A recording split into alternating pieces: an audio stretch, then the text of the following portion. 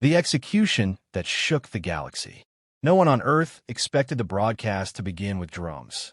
A deep, thunderous rhythm rolled across every hollow screen in every nation, from the neon skyline of Neo-Sol to the dust-lit villages of the African interior. It echoed through starship cockpits, crowded subway trains, diplomatic halls, and children's classrooms. The sound was ceremonial, imperial, ominous. Then the image appeared, a vast triangular chamber lit by cold white light. Imperial banners hung like flayed skins from jagged pillars. Soldiers in dark chrome armor stood in two rigid lines, and between them, bound at the wrists, marched General Arya Selim and General Helena Voss, the two most decorated human commanders in living memory. Arya walked with her chin up, her silver hair matted with blood.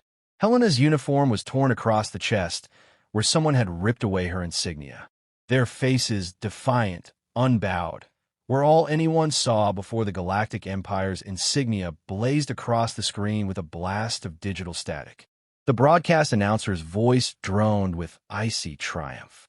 For crimes against Imperial sovereignty, the humans Arya Selim and Helena Voss are sentenced to death.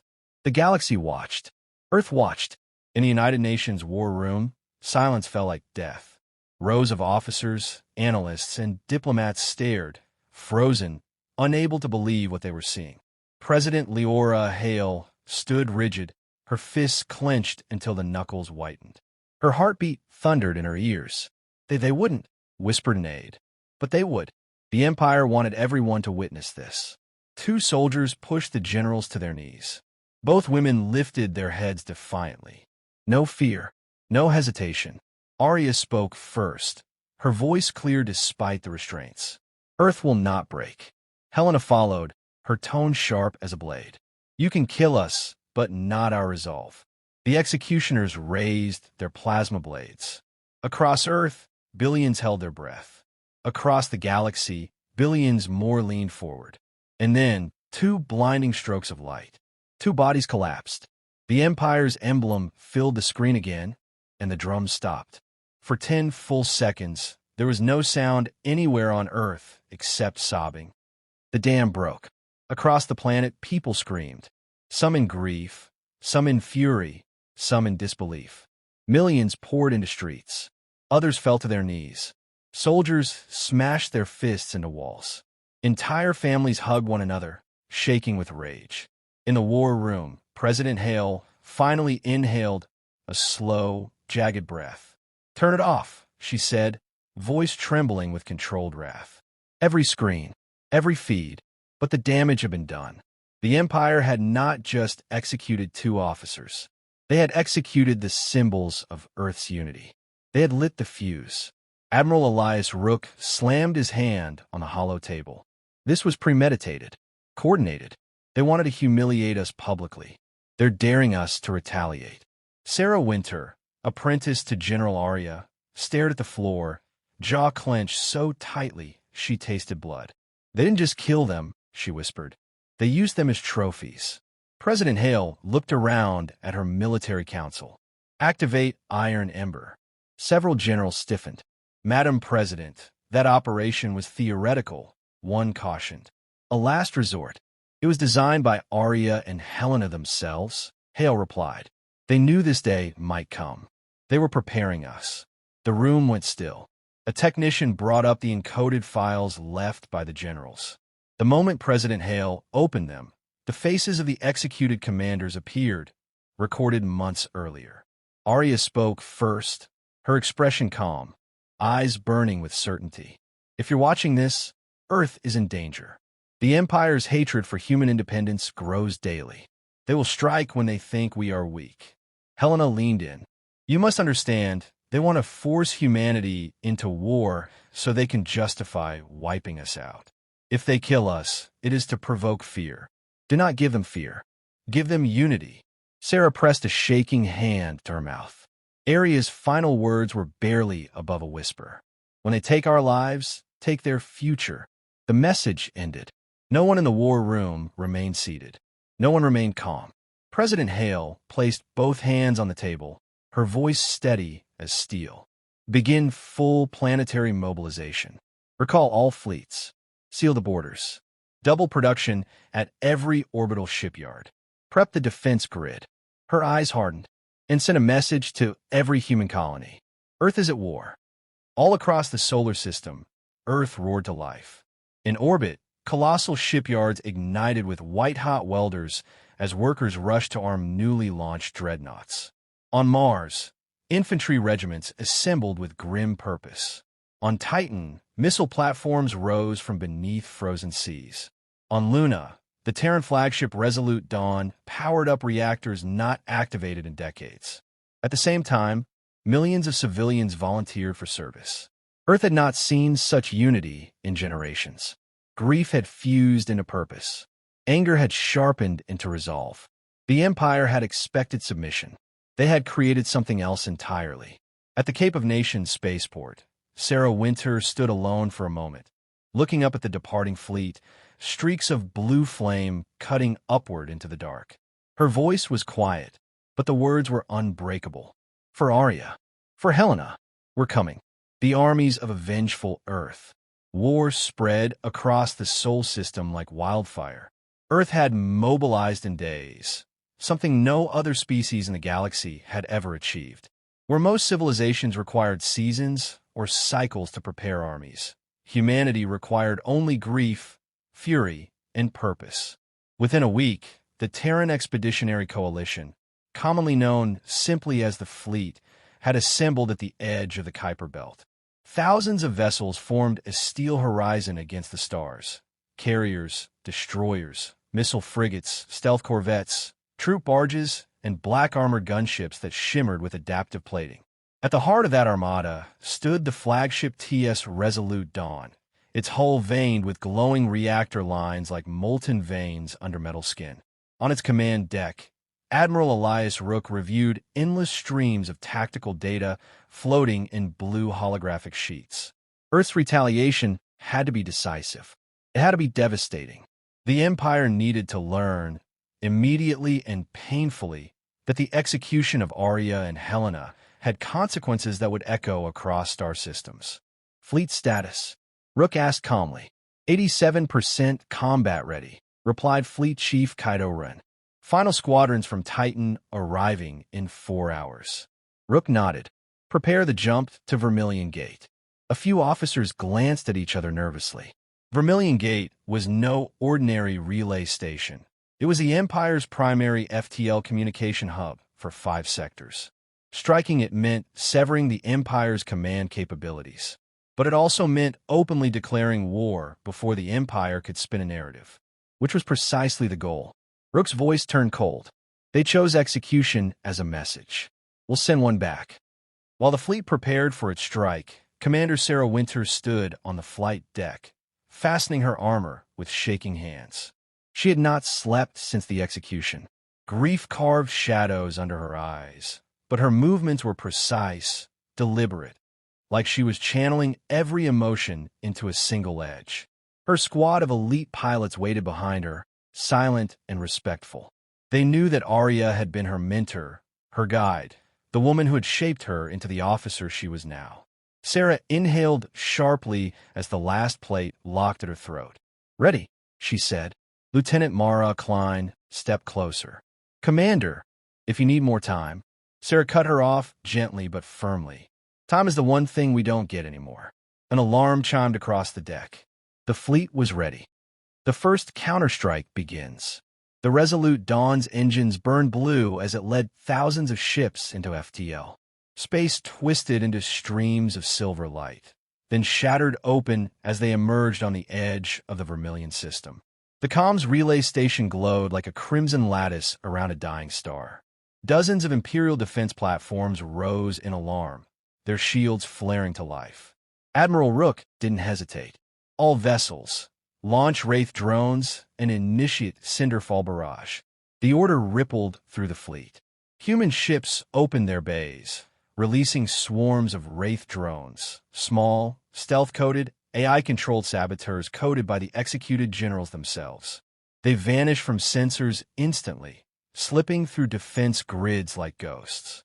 Moments later, Earth's capital ships fired the Cinderfall barrage. Kinetic spears propelled at near relativistic velocity. They struck the platforms with thunderous impact. One by one, Imperial stations erupted in plumes of white fire. Within minutes, the outer defense ring collapsed. The Empire's communication hub flickered, stuttered, and went dark. On the control deck of Vermilion Gate, Imperial officers shouted in panic as screens died around them. What? What are they firing? One screamed. Unknown. They're projectiles. How are they not slowed by our shields? No one had answers. Earth's weapons had evolved far beyond what the Empire believed possible. A message delivered. Using the brief window of chaos, Sarah Winter led her fighter wing straight toward the core relay node. Imperial interceptors swarmed toward them, but Earth pilots flew with an intensity that bordered on terrifying. Sarah cut through the enemy lines like a blade. Every burst of her cannon fire was fueled by the memory of Aria's calm voice, Helena's determined smile. Her squadron covered her as she reached the relay's primary transmission spire. She opened a channel. Admiral, I'm in position. Proceed, Rook replied. Sarah armed her ship's antimatter charge. For Aria, she whispered. Then she fired. The explosion tore the relay apart. A shockwave rippled through space, scattering debris like glowing embers. The Vermilion Gate, centerpiece of Imperial logistics, fell silent for the first time in 900 years. Back on the Resolute Dawn, Admiral Rook watched the data feed collapse into a single line of text. Imperial communications. Offline. He exhaled slowly. The Empire will feel that, he said. They'll retaliate, Chief Friend warned. They'll try. Rook's eyes hardened. But we strike again first. The Empire's response. Far across the galaxy, within the glass towers of the Imperial capital, advisors rushed into the throne chamber, shouting frantic reports. Your Majesty, the humans have destroyed Vermilion Gate. That system was protected by 200 defense stations. They attacked without warning. The sovereign rose from his throne, eyes narrowing to slits. They dare, he hissed, after we demonstrated their general's fate. One advisor swallowed hard. My lord, humanity does not fear death. The sovereign's expression twisted. Then they will fear annihilation. But fear was not Earth's burden anymore. The cold edge of resolve. As the human fleet regrouped, Sarah Winter watched the ruins of Vermilion Gate drift silently in space. She felt no satisfaction, only clarity. The Empire had opened the door to war. Humanity had stepped through. Admiral Rook walked to her side. This is only the beginning, he said. Sarah lifted her gaze to the stars. I know, and we will finish what they started. The engines of Earth's fleet brightened once more, preparing for the next strike. Humanity was done grieving. Now they were hunting. The Empire learns fear. The Galactic Empire had ruled for millennia through intimidation, spectacle, and the weight of its own reputation. It was an entity older than most star nations, vast enough to blot constellations with its banners. For generations, its subjects had bowed without question. But 2 weeks after the Vermilion Gate fell, something strange began happening. People stopped bowing. On frontier worlds, civilians whispered about humanity's counterstrike. On trade stations, merchants replayed shaky recordings of Earth's fleet carving through Imperial defenses like paper. And in the Senate, where alien representatives feared even raising their voices, murmurs of dissent grew louder each day.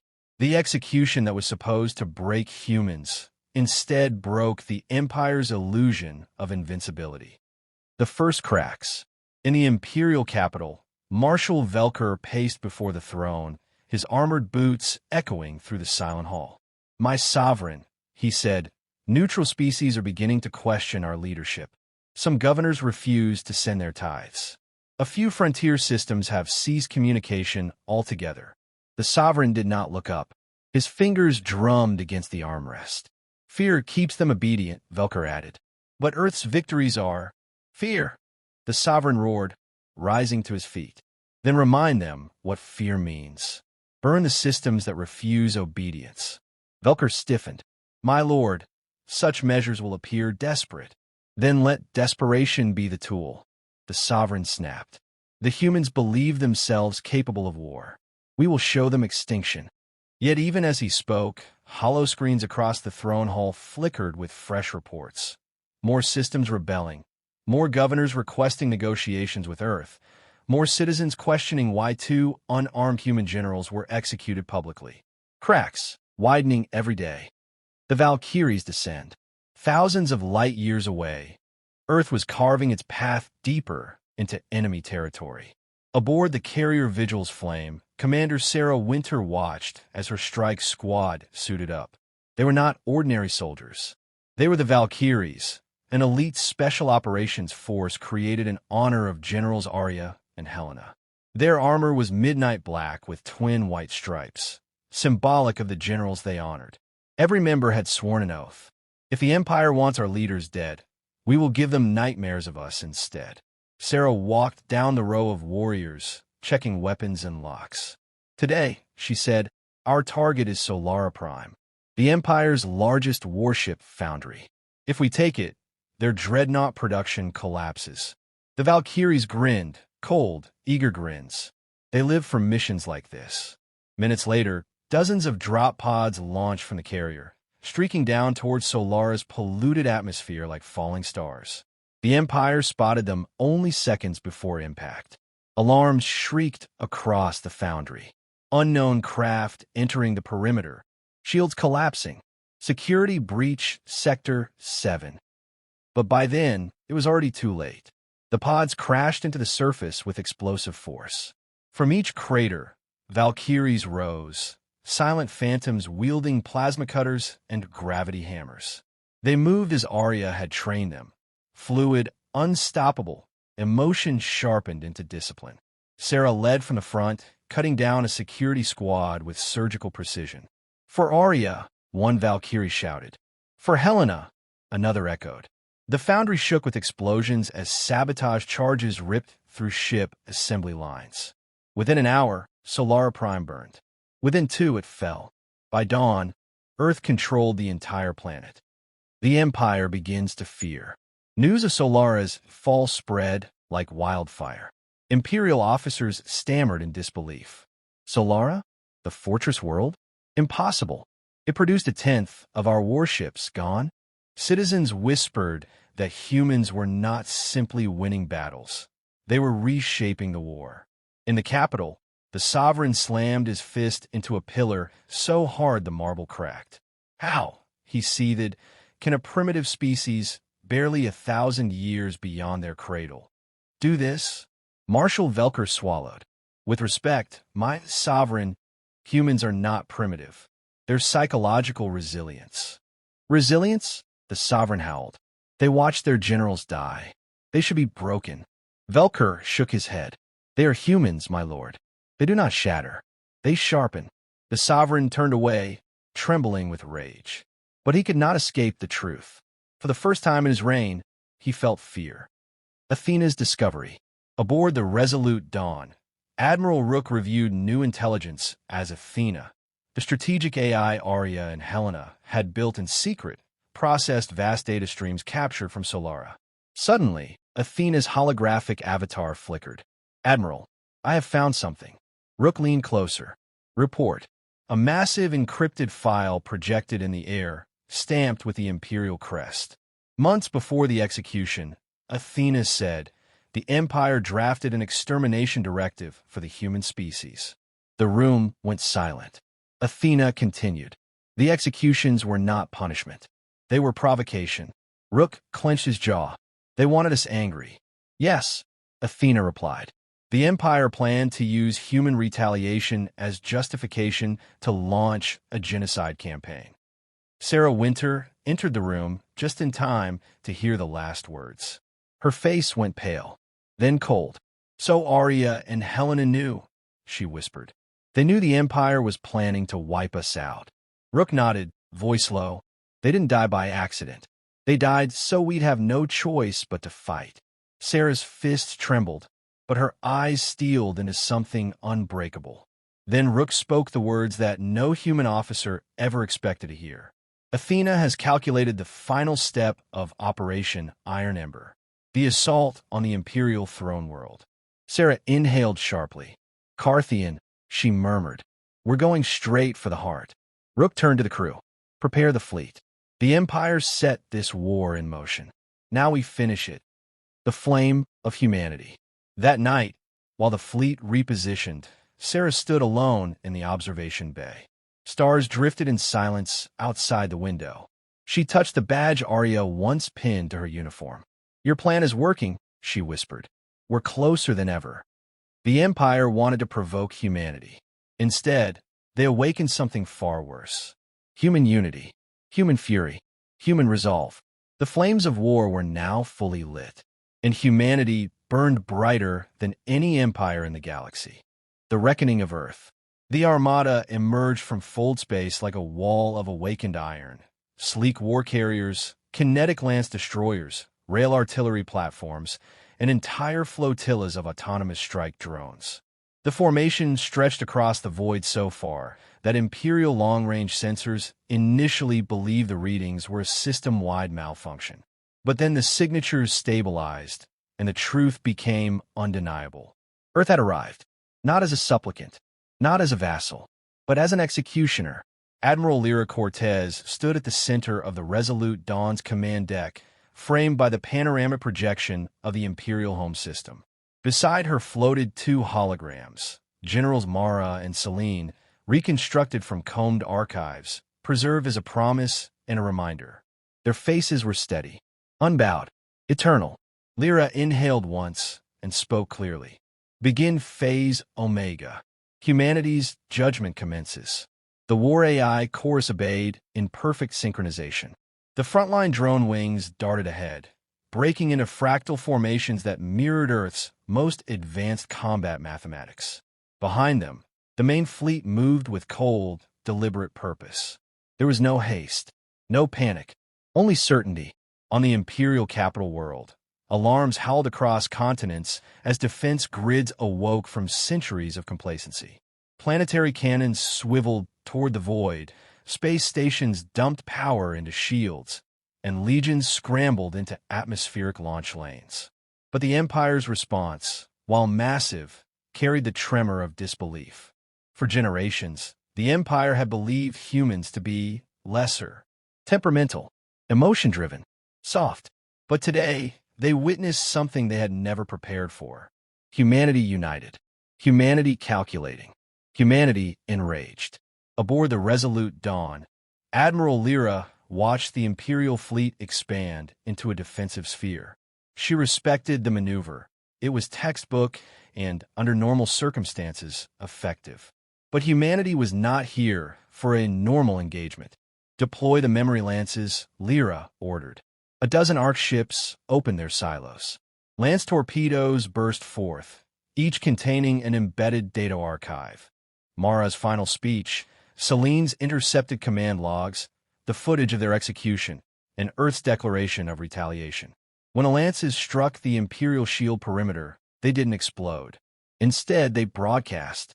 Across millions of Imperial comms, every citizen and soldier heard General Mara saying her last words with calm defiance.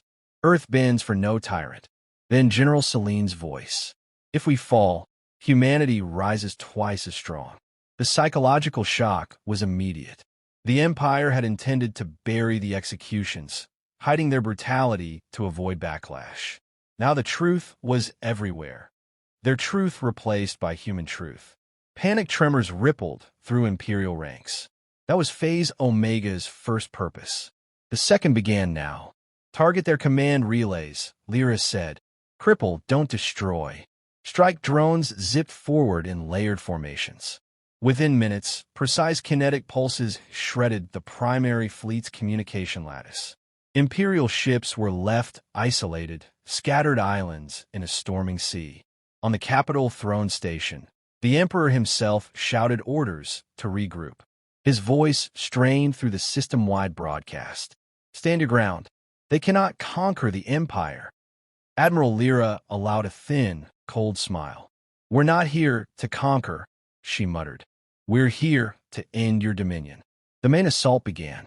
Rail artillery platforms unleashed magneto-lances that tore through outer defense lines. EMP webs wrapped entire carrier formations, leaving them drifting helplessly. Hypersonic drop pods descended into the atmosphere, their payloads not troops, but disruption beacons, devices that forced every Imperial weapon within 100 kilometers into lockdown to prevent collateral planetary destruction. Humanity wasn't here to scorch worlds. Earth sought accountability, with precision, not annihilation. Inside the Imperial Palace bunker, ministers screamed conflicting strategies. Some urged surrender, others demanded retaliation, and a few whispered that perhaps the Empire truly deserved the blow it now faced. The Emperor looked shaken as the capital's shield flickered for the first time in centuries. "Why?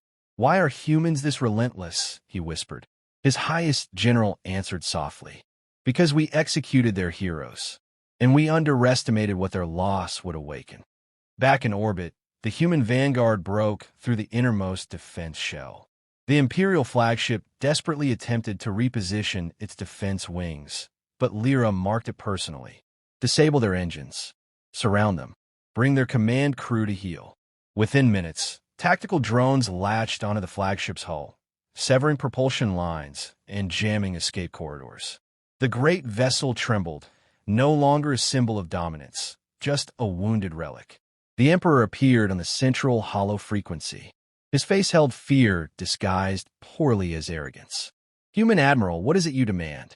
Lyra stepped forward, the holographic visages of Mara and Selene bright behind her. "Justice," she said. "The Empire will face tribunal for their deaths. Surrender unconditionally. Disarm your fleets. Dismantle your hierarchy. Or we reshape your entire system ourselves." Silence followed. Long, heavy. Finally, the Emperor bowed his head. "We surrender." Across the capital, across the fleet, across the entire Empire, weapons powered down. Shields fell. Engines dimmed. Humanity's armada surrounded them like a colossal, unblinking sentinel. Admiral Lyra closed her eyes. "Mara, Selene, it's done." Earth had not merely unleashed war. Earth had remade the galactic order.